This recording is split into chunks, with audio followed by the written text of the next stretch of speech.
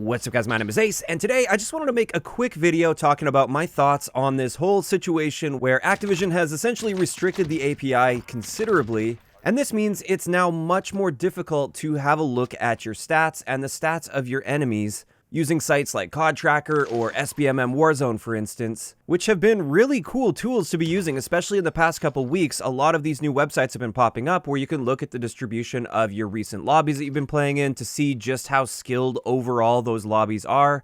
And in one case, there was even an app that allowed you to track the stats of your lobby in real time. So like the moment you get into the lobby, you can see all the players that are in your lobby as well as their basic stats, so you could see how difficult that lobby was. And with that one, a lot of people were using that to lobby shop in Warzone. So earlier this past week in an update, Activision basically set everybody's account to private when it comes to displaying their stats on the API, and it's now something you have to actively go in and opt in on, which 99% of the community won't be doing because most of them won't even know that you can do it. And then for many other people, like you guys that are watching the video here, you'll hear about it, but you won't be bothered to go in and opt in on that because unless you're using those sites, what's the incentive for you to opt in? So essentially, now that the stats of the vast majority of players is hidden by default, all of these websites are basically useless now at this point, it seems. I guess they're still okay if you just want to track your own personal stats. You want to see much more detailed stats than what you can see in the in-game combat record, for instance. But I do find this to be really frustrating because these apps, especially in Warzone, were excellent for, first up, detecting if you had cheaters in lobbies. These were great for spotting a cheater and really confirming that somebody was cheating. Like if they had an 80% headshot accuracy, for instance, or like a 50 KD or something stupid like that, then it's pretty obvious that that's a cheater that you ran into. And it was just great to be able to confirm that and actually see for yourself, because sometimes you don't get the opportunity to spectate.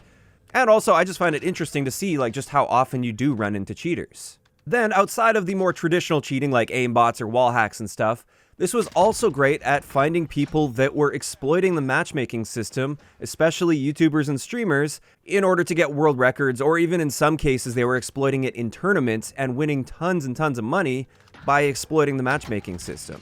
Although at the same time, I will say that that did lead to a lot of witch hunts on people where it wasn't necessarily obvious that they were exploiting matchmaking and there were other factors involved. But at least in some cases, it was very clear that they were doing something to manipulate matchmaking. And I personally think it was great that a lot of these people were being exposed, especially the people that were playing in tournaments for a ton of money. Additionally, these tools were great to show you your own personal stats and the types of lobbies that you tend to play in, especially from that SBMM Warzone website, which shows you the distribution of your recent lobbies. And it would show you just how difficult those lobbies are based on the average and median KD within that lobby. The reason this tool is great is because with the skill-based matchmaking system they use, everything is hidden in the background, so it's always hard to tell sort of where you stand when it comes to your skill level in Warzone, because you don't really know which lobbies you're playing in without these tools. You don't know if you're playing in the absolute top-tier lobbies against a bunch of amazing players, or if you're more on the lower end, or maybe even somewhere mid-range. You don't know where you stand. So these tools were great to sort of uncover the skill-based matchmaking system a little bit and provide much better insight as to where you stand in the community based on your stats, because you could actually see the types of lobbies you've been playing in. Additionally, and I think this is actually one of the reasons they disabled the API, one of a few reasons, I think it really opened a lot of people's eyes to the skill-based matchmaking system. I think for many people, they knew there was some skill-based matchmaking in the game, but they didn't really understand the extent of it until these sites came out and you could see it for yourself, plain as day, how the lobby distributions were working and just how different playing in a bronze lobby is compared to playing in a diamond lobby. It's honestly like playing a completely different game. So if you can't tell already, I personally am quite frustrated that they did this, that they just sort of swept everything under the rug by making everybody's stats private by default, and now you have to opt in on that, and it essentially just destroyed these sites overnight. So now it's much more difficult to see or confirm if there's hackers in your lobby. It's much more difficult to find streamers and YouTubers that are exploiting the system and essentially cheating the system that way, especially for tournament players.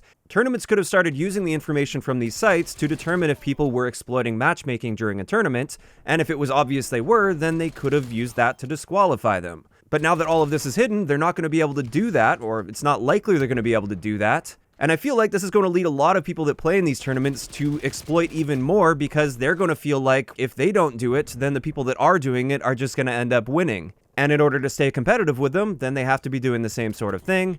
And since nobody can track it anyway, then they might as well be doing it. So yeah, I really think a big part of the reason they decided to make this change and make it so these sites just don't work anymore is it's just much easier than tackling the root causes of these issues. Instead of actually looking at potentially changing up the skill-based matchmaking system and how it works, or being more transparent and upfront about how it works so that players at least can feel a little bit better about it, like maybe provide us ranks in-game or an elo score. And also, now it's much more difficult to see that there's a cheater in the lobby, and so instead of investing more resources in developing a proper anti-cheat system, it's better to just sweep it under the rug and make it harder for players to see when there is a cheater in the lobby. So yeah, I'm definitely really frustrated with this, and for me, it really makes me think, like, why don't we all just start exploiting matchmaking? If they refuse to even acknowledge the root cause of our frustration and our issues, and instead of allowing the community to have these tools to sort of figure it out for ourselves, they decide to instead just get rid of them completely, without even acknowledging the root cause, why should we care about following their rules? They've now made it easier so it's less detectable, so people aren't going to catch you if you do it, so why not do it, right?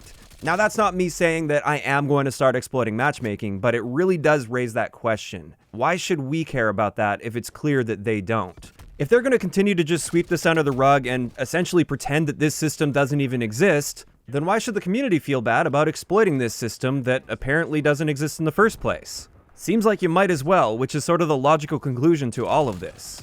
Now, I do want to make one note here. There's one positive aspect to this that I kind of like, and that is the fact that it has shut down the real-time tracking apps. I don't agree with having a real-time tracker that allows you to see what kind of lobby you're in before the game even starts. Like, when you get into a game, you can quickly check what that lobby looks like. Is it going to be an easy lobby or a hard lobby? And if it looks like it's going to be a hard lobby, then you can just back out and try again until you end up getting an easy lobby. So it essentially allows you to lobby shop with really good accuracy. You're not just guessing based on like the names of the players you see pop up in the lobby. You see their actual stats in real time. That part I'm totally fine with being gone. If there was a way to disable that while still allowing us to see our stats after the matches, I think that would be great, and that would have been the best solution in my mind. But that is just my opinion on this whole situation. I'd like to know in the comment section below, what do you guys think about the fact that now in order for your stats to be public, you have to actively go in and opt into that, which has effectively destroyed all of these API-based sites?